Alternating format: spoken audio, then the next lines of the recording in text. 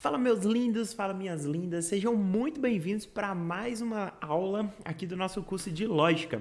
Galera, hoje eu quero continuar com vocês nesse conteúdo que a gente já iniciou falando um pouquinho sobre a argumentação lógica, ou lógica de argumentação, né? Acaba dando no mesmo. Eu ensinei para vocês um métodozinho que é muito útil para mim, inclusive falei que você não é obrigado a usar apenas esse método, mas que ele pode ser muito interessante para você que ainda tem dúvida de como resolver questões de lógica, beleza? Então, galera, até agora, deixa só eu voltar um pouquinho aqui, eu já tinha feito com vocês, né, identificado esse método, e a gente viu que o primeiro passo era identificar as premissas e a conclusão. E depois de fazer essa identificação, a gente falou que a gente iria agora classificar cada uma dessas premissas com base naquilo que a gente já estudou anteriormente aqui no assunto de lógica. Saber se a gente está com um condicional, se é um bicondicional, se é uma conjunção, uma disjunção. Então, é basicamente essa a segunda etapa. A terceira etapa, aí vai variar muito. Eu acho que ela é a que mais vai variar de método para método. Aqui, nesse exemplo aqui que eu vou dar para vocês, eu utilizei o método em que eu considero a minha conclusão verdadeira e aí eu vou voltar lá nos meus argumentos, vou voltar lá nas minhas premissas e vou tentar ver se elas são verdadeiras também, beleza? Para, de alguma forma, a gente estabelecer uma conexão entre a conclusão e os argumentos, para ver se essa conexão é real, se ela existe, e se ela existir, no caso, a gente vai ter aí realmente uma lógica muito bem feita, beleza? Então, nosso quarto passo, galera, é analisar cada tabela verdade. E olha, o quarto passo está muito relacionado ao terceiro. A gente vai analisar cada tabela verdade, tomando como base a nossa conclusão. Mas vem comigo que já vai ficar mais claro para você. Ó. Vamos analisar primeiro essa tabela verdade. Ó, se a gente coloca que Pedro canta é a nossa proposição P e Mário chora é a nossa proposição Q, concorda comigo que quando a gente construir a nossa tabela verdade e aqui você está diante de um se, então, por isso que eu vou botar essa setinha aqui, porque você já sabe que isso trata-se de um condicional, a gente já sabe, né? O seguinte, ó, deixa eu só passar aqui, ó. A gente já sabe que aqui fica VV, F, F, e que aqui fica VF, VF, beleza? E a gente já sabe, no condicional, a única situação em que é falsa é exatamente essa, quando a primeira é verdadeira e a segunda é falsa. Todas as outras são verdadeiras. Então, aqui está construída a nossa primeira tabela verdade de maneira muito rápida, muito simples também. Vamos construir mais uma tabela verdade. Ó. Mário chora. Pode ser aqui uma proposição R, por exemplo. E Joana está feliz, uma proposição S. Aqui você está diante de um ou, que como a gente já falou, é uma disjunção do tipo exclusiva. Então, você teria mais ou menos assim, ó, R, S e aqui R ou S, né? Seria mais ou menos aqui essa a nossa tabela verdade, né? As linhas aqui super retas, pense. Vamos lá, ó. R pode ser VV, F, F e S pode ser VF, VF. Se você lembrar, gente, lá do nosso ou, eu já falei para vocês que ele só vai ser verdadeiro quando você tiver, no caso, as duas proposições tendo valores lógicos diferentes. O que eu quero dizer com isso? Ó, quando o R é verdadeiro e o S é falso, o ou deles vai ser verdadeiro. Quando o R é falso e o S é verdadeiro, acaba que o ou deles também é verdadeiro.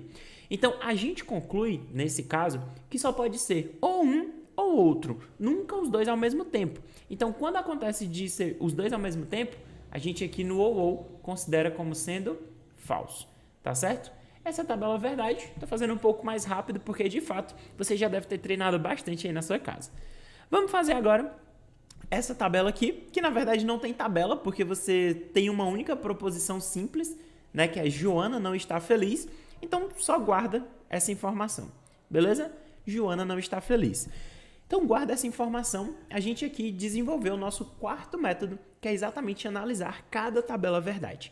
E agora, Ivan, o que é que eu faço com todas essas informações? Agora, gente, você vai pegar ó, o terceiro passo que eu dei para vocês, que era considerar a nossa conclusão verdadeira, tá bom? E daí, eu disse, ó, A partir do momento que você considera a sua conclusão verdadeira, você pega e considera todos os seus argumentos verdadeiros também e vê se todas essas considerações vão chegar em algum lugar, se elas de fato vão se conectar. Então aqui a gente está considerando que Pedro canta é uma afirmação verdadeira, tá certo? Então vamos lá, ó. Aqui a gente sabe então que Pedro canta, então o nosso P ele vai ser verdadeiro, né? A gente está tomando como base lá a nossa conclusão. Então, Pedro canta é verdadeiro. Logo, a gente volta aqui na tabela verdade, em que tem essa parte que Pedro canta, e a gente já exclui quando isso é falso, no caso, né? Porque a gente só quer o que é verdadeiro. Então, a gente exclui essa linha aqui e exclui essa outra linha aqui. Galera, aí a pergunta que eu faço para vocês é, como que o nosso se então vai ser verdadeiro e a primeira proposição também é verdadeira. Só tem um caso em que isso acontece, que é exatamente quando a primeira proposição é verdadeira e a segunda também. Nesse caso, ó, como você percebe pela sua tabela verdade, você consegue ver, ó, a sua primeira proposição é verdadeira, atendeu o primeiro quesito que a gente queria, e a gente também quer que o se então seja verdadeiro, ó. Beleza? Então, por esse motivo, a gente já conclui o quê, ó? A gente conclui que o que ele também é verdadeiro. Ou seja, Mário chora. Isso é verdadeiro. Então, a gente já sabe, ó. Mário chora. Vamos passar para a nossa outra premissa, ó. Aqui a gente tem ou Mário chora ou Joana está feliz. Pela construção que a gente está montando, a gente já descobriu que o Mário chora. Então, Mário chora é verdade. Beleza? É verdade. Então, vamos lá. A gente quer o quê? A gente quer que o nosso R, Mário chora, seja verdadeiro. Então, você vem aqui na sua tabela verdade e exclui todos os casos em que Mário chora é falso, né? Afinal, a gente quer verdadeiro. Então, vamos excluir aqui, ó, essa linha, que é o Mário chora tá falso, e aqui também, ó. Daí sobram essas duas linhas aqui para a gente analisar. Além de Mário chorar ser verdadeiro, a gente também quer que toda essa nossa proposição composta seja de que tipo? Verdadeira. Então, você vai procurar aqui, ó, onde que acontece que ela é verdadeira. Opa, é nesse caso aqui, ó. É nesse caso aqui que está acontecendo tudo que a gente quer até agora. Você está tendo o R sendo verdadeiro, ou seja, Mário chora é verdadeiro, e você tem o seu ou sendo verdadeiro também, que é outra condição que a gente quer, ó. Ou Mário chora, ou Joana está feliz. Daí, analisando a sua tabela verdade, você percebe que nessa situação específica, a nossa proposição S, ela precisa ser de que tipo? Falsa. Ou seja, Joana está feliz é falso. Daí, o que é que você conclui? Se Joana está feliz é falso, então você conclui que Joana não está feliz. Beleza? Você conclui isso. E aí você vai passar para a sua próxima premissa. E olha o que é que a próxima premissa fala. Joana não está feliz. Isso daqui também é verdadeiro. Ou seja, o que é que eu quero dizer de tudo aqui? É que no nosso método, a gente percebeu que existe sim uma conexão entre a sua conclusão e toda a argumentação, todas as suas proposições, tá bom? Ah, Ivan, é obrigado a fazer desse jeito? Não é. Talvez tenha até métodos melhores a depender da questão. Por isso que a gente vai fazer bastante questão aqui e eu vou tentar orientar vocês e fazer o máximo de métodos possível.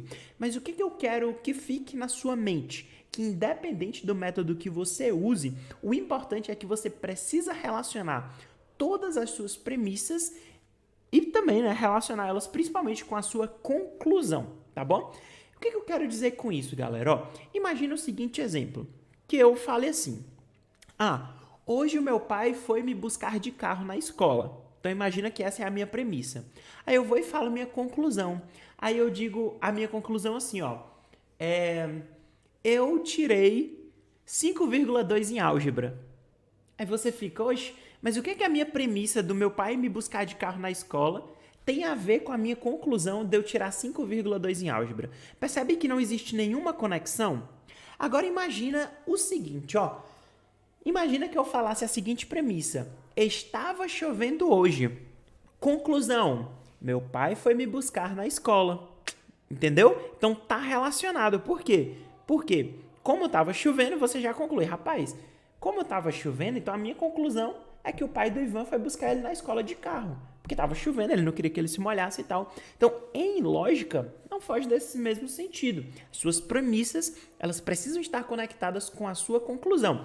E todas elas precisam fazer sentido. Elas precisam se conectar, como eu tenho falado para vocês. Vamos aqui a um exemplo rapidinho de uma questão de concurso público. Ela traz um conceito matemático que, de repente, para alguma prova, enfim, algumas provas específicas, você já fica... mas não tinha esse conceito matemático, eu não tinha que aprender isso, eu só tinha que aprender lógica. Então vamos fazer essa questão por exclusão, beleza? Vamos fazer ela por exclusão. A gente vai excluir todas as alternativas, vai sobrar só uma e você vai ver que ela é verdadeira, beleza? Vamos ler aqui, ó. Fala o seguinte: em lógica, uma premissa é uma fórmula considerada hipoteticamente verdadeira dentro de uma dada inferência. Esta constitui-se de duas partes: uma coleção de premissas e uma conclusão. Ou seja, está só dando um contexto de tudo isso que a gente já está fazendo até agora. Premissa significa a proposição, o conteúdo, as informações essenciais que servem de base para um raciocínio, para um estudo que levará a uma conclusão. Uma das formas mais simples de argumentar consiste em duas frases, uma das quais é conclusão da outra, que é chamada premissa. Dentre as alternativas a seguir, assinale aquela em que a associação está correta. Galera, a alternativa correta é a letra A, mas vamos pular para a letra B aqui primeiro, beleza? Seguinte, ó, premissa: a recuperação final deverá ser abolida. Conclusão: ela é muito trabalhosa para alunos e professores. Galera, você consegue perceber, consegue ter essa malícia de que as ordens elas estão aqui trocadas? Você consegue ter essa malícia de que aqui está tudo trocado? De que, na verdade, a premissa que deveria ser a conclusão? Olha como seria interessante, ó. A recuperação final é muito trabalhosa para alunos e professores. Vamos imaginar que essa fosse a nossa premissa. Ela é muito trabalhosa para alunos e professores. Olha a conclusão que eu tiro. Ela deveria ser abolida. Consegue perceber como está na ordem trocada?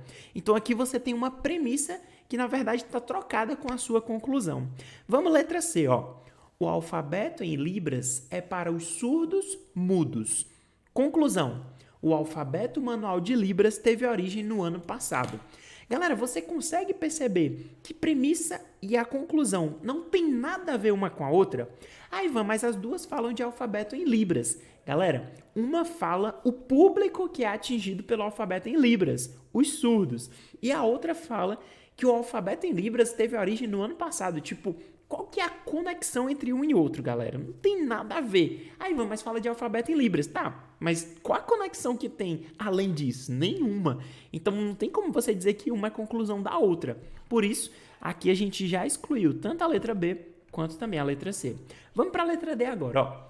É possível que Marília ganhe a eleição para presidente do Grêmio Estudantil da escola. Essa é a nossa premissa. Olha a conclusão: Marília tem muitos votos na turma dela. Galera, você consegue perceber mais uma vez que a ordem aqui está trocada? Que na verdade a nossa conclusão deveria ser premissa e a premissa deveria ser conclusão? Olha como que ficaria da forma correta, ó. Imagina a sua premissa: Marília tem muitos votos na turma dela. E aí você pensa, opa, se Marília tem muitos votos na turma dela, o que eu concluo com isso? Rapaz, se a Marília tem muitos votos, quer dizer que ela vai ganhar as eleições.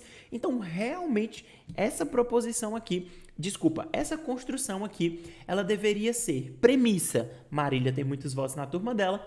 Conclusão: é possível que Marília ganhe a eleição para presidente do Grêmio. Então, também aqui, mais uma vez, está trocado. Por isso, galera, a resposta é a letra A, tá bom? E aí eu vou ler a letra A com você, ó. A premissa é o seguinte: N é um número inteiro múltiplo de 24. Conclusão: N não é um número primo. Galera, Ivan, mas eu não sei o que é número inteiro, múltiplo, número primo. Essa questão, basicamente, você conseguiria fazer só por exclusão. Nem precisaria saber o que é um número primo, inteiro, múltiplo de 24. Bastava dizer que era a letra A, exatamente por exclusão, tá bom? Mas a letra A é correta porque é o seguinte, ó. n é um número inteiro múltiplo de 24. Então, quem que é o n? O n pode ser o 24, o n pode ser o 48, o 72. Todos esses são números inteiros múltiplos de 24, tá bom? E daí, o que que você conclui? A gente conclui que n não é um número primo. Por quê? Porque todo número primo, ele tem apenas dois divisores, que são o 1 e ele mesmo. No caso, se o número ele é múltiplo de 24, além de ser dividido por 1 e por ele mesmo, ele também vai ser dividido por 24. Então, por isso que a gente conclui que ele não pode ser um número primo. Ivan, entendi nada dessa parte matemática que tu falou. Se esse é o seu caso, não se preocupe. Basta saber que B, C e D são errados, por isso a letra E é correta. Então, gente, no mais era isso que eu tinha para falar para vocês. Espero que vocês tenham gostado da nossa aula de hoje. E agora vamos praticar tudo isso que a gente aprendeu aqui na parte de argumentação lógica. Ó, um beijão para vocês e valeu!